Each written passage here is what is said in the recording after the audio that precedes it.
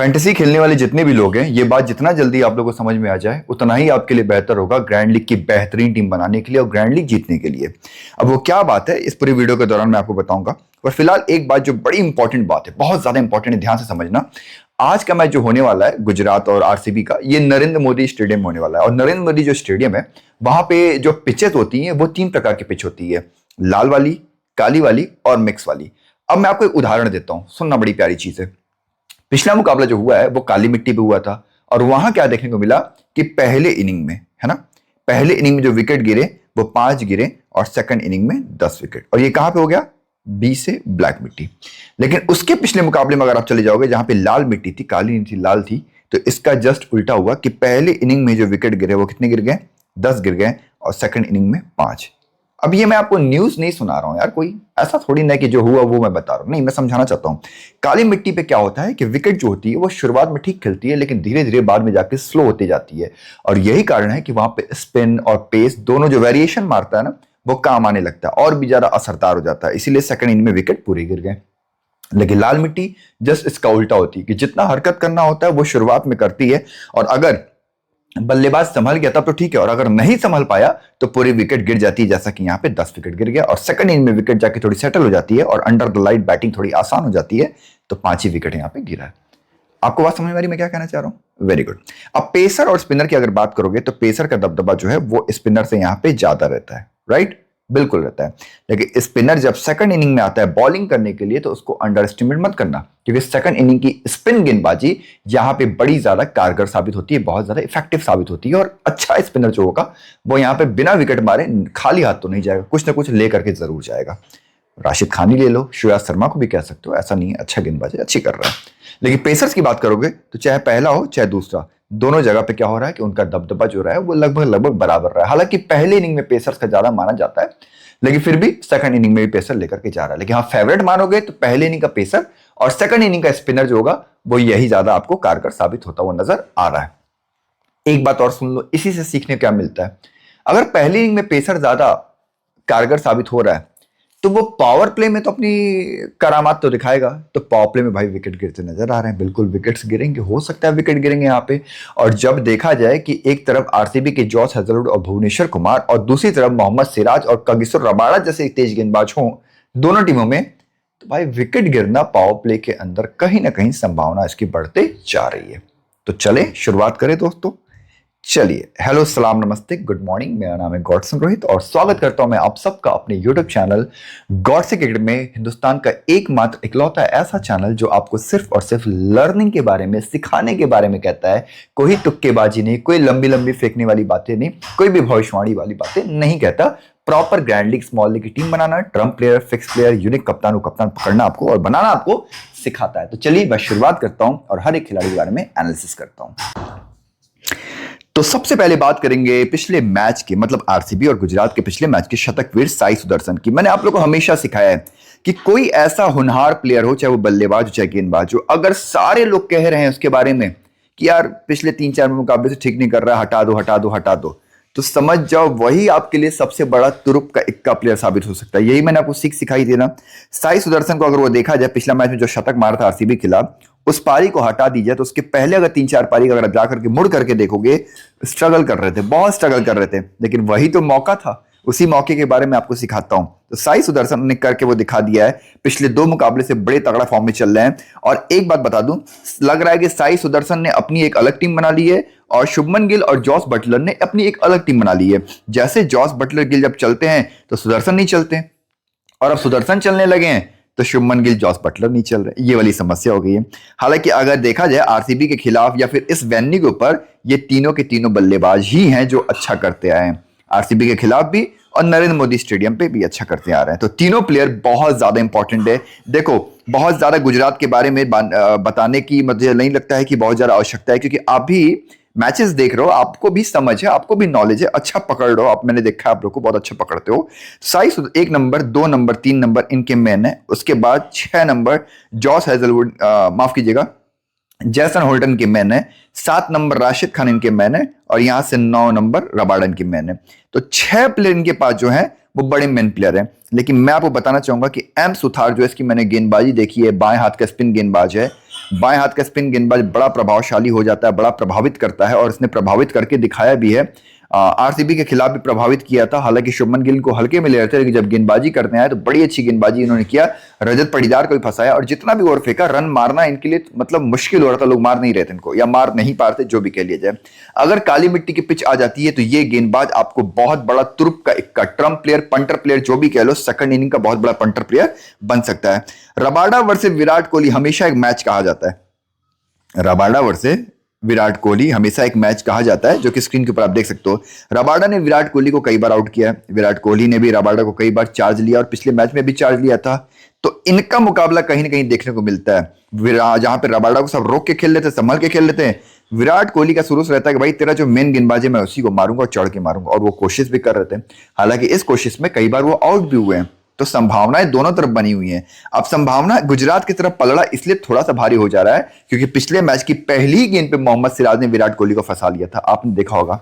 और आपको पता है विराट कोहली का अगर आप कैच छोड़ोगे तो विराट कोहली क्या करेगा, अंत वो उन्होंने करके दिखा दिया कि विराट कोहली को क्यों किंग कहा जाता है, क्यों लेजेंड कहा जाता है, ग्रेटेस्ट ऑफ ऑल टाइम क्यों कहा जाता है, उन्होंने करके दिखा दिया। लेकिन इस वाली मैदान के ऊपर, गुजरात के इस मैदान पे, माफ कीजिएगा, अहमदाबाद के इस मैदान पे शुरुआत में विकेट गिरते हुए नजर आए हैं, तो मुझे ऐसा लग रहा है कि विराट कोहली आपके फिक्स प्लेयर हैं, विराट कोहली आपके कप्तान है, उप कप्तान है, कोई भी इनिंग हो, खासतौर से सेकंड इनिंग हो। लेकिन मैंने हमेशा बताया है कि जब दुनिया किसी के बारे में निश्चिंत हो जाती है, वहीं पे आपका सबसे बड़ा मौका बनता है। 6 टीम बना तो एक टीम में मेरे कहने पे जरूर ट्राई करना जहां विराट कोहली को आप ड्रॉप करना, मेरा ऐसा मानना है। मतलब मत करना, बट मैं कह रहा हूं, समझ रहा हूं, मैं अपना जा रहा हूं करने के लिए, वो मैं बता रहा हूं। बाकी आपका रबाडा और सिराज आपके मेन है ही, मैंने बता दिया है। राशिद खान काली मिट्टी पे कारगर होंगे, लाल मिट्टी रहेगी, शायद मैं रिस्क लेकर के उनको बाहर करूंगा, और जैसन होल्डर को ट्राई किया सकता है, चाहे बैटिंग हो चाहे बॉलिंग हो। विराट कोहली के सामने जैसन होल्डर ने भी बहुत अच्छी गेंदबाजी की है, कम ही गेंदों में 2-3 बार फंसा रखा है, तो बड़े इंपॉर्टेंट रहेंगे। वॉशिंगटन सुंदर गेंदबाजी नहीं कर रहे हैं, तो ऐसे में वॉशिंगटन सुंदर गेंदबाजी ही कर रहे हैं तो बल्लेबाजी के दम पे नहीं रखेंगे। और वैसे भुवनेश्वर हो, जॉस हेजलवुड हो, कुरनाल हो और सुयाश हो, इनके सामने नहीं रखा जा सकता, मैं नहीं रखूंगा, ठीक है। हालांकि ट्रम्प पेयर होंगे, पर मैं देखो सबको ट्रम्प ट्रम्प ट्रम्प कह करके तो नहीं रखा जा सकता ना मेरी जान, मैं आपको बहुत करीब लेकर के आना चाहता हूं। मैं ट्रम्प बोल करके बचना नहीं चाहता हूं कि मैं ट्रम्प बोल दूं तो बच जाऊंगा और फिक्स बोल दूं तो बच जाऊंगा, नहीं यार, मेरा काम नहीं है कि मैं बच करके निकलना, मेरा काम है कि आपको एकदम दहलीज पे ला करके खड़ा कर देना। बाकी दरवाजा जो खोलना है, यानी किस्मत जो वो ईश्वर के हाथ में रहती है ना, तो मेरा काम है दहलीज पे ला करके आपको रखना।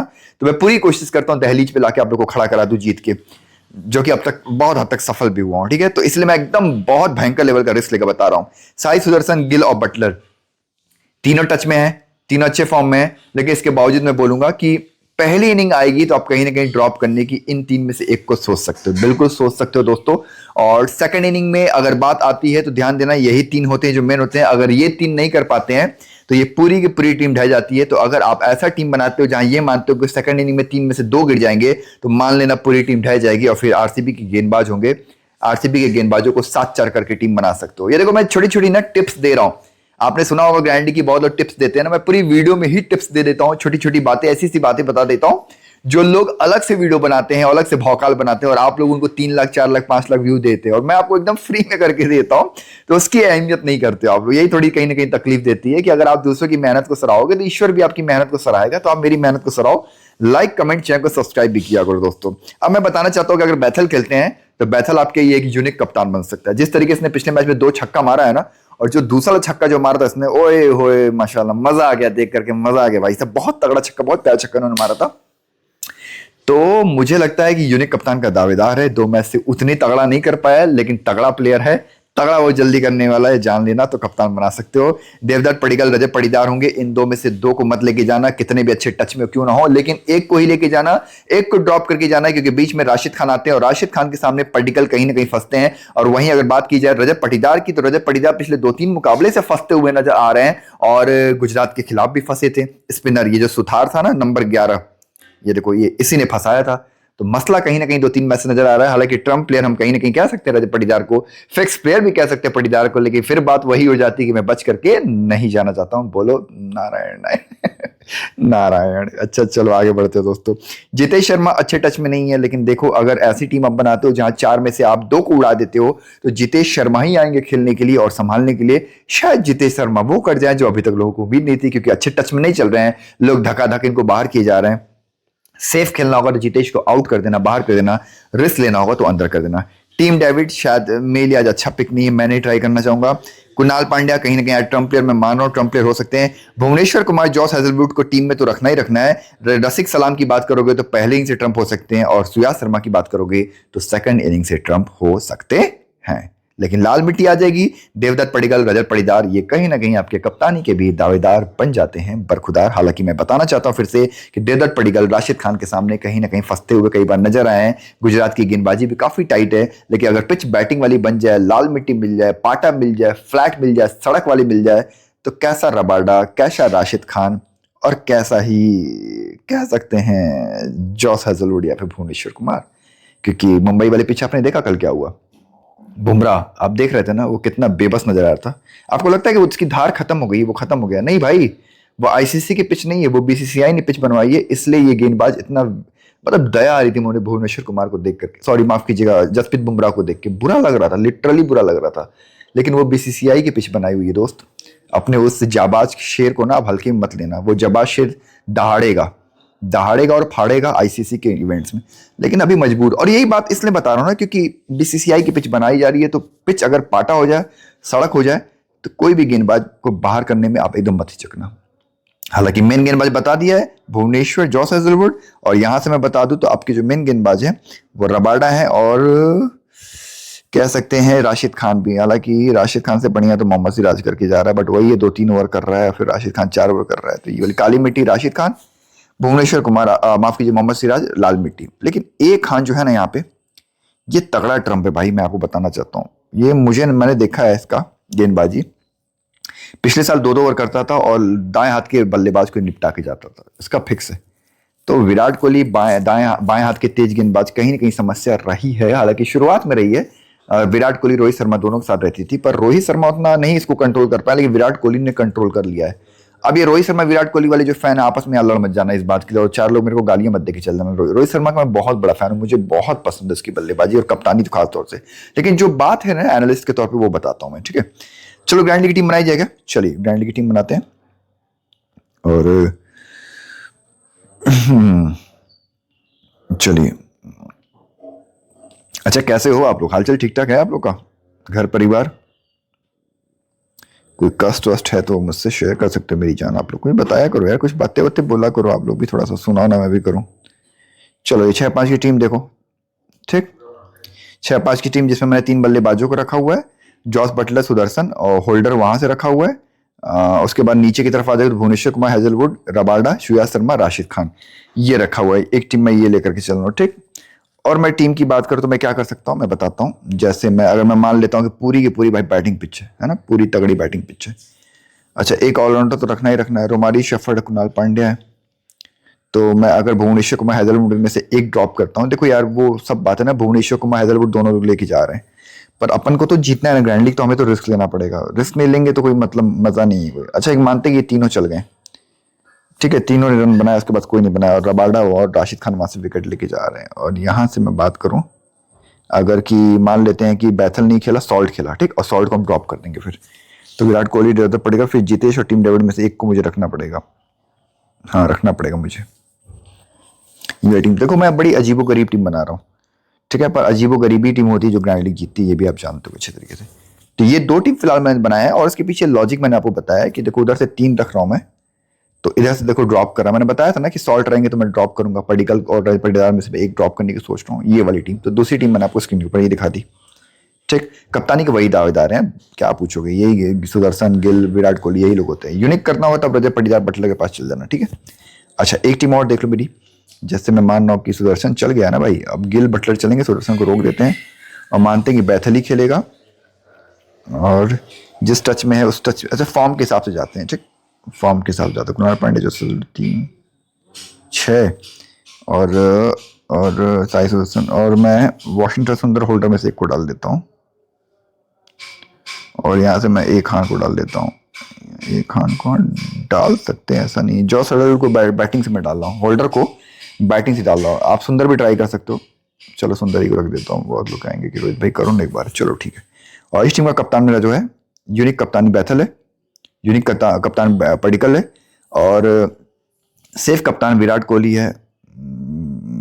गिल को रख रहे हो तो गिल सेफ कप्तान, और गिल की जगह अगर सुदर्शन रखोगे आप तो सुदर्शन आपके सेफ कप्तान। बात समझ में आ गई?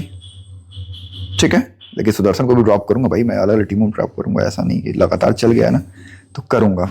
देखो जो सब कर रहा है वही कर दोगे ना तो कोई फायदा नहीं है, थोड़ा सा अलग करना पड़ेगा।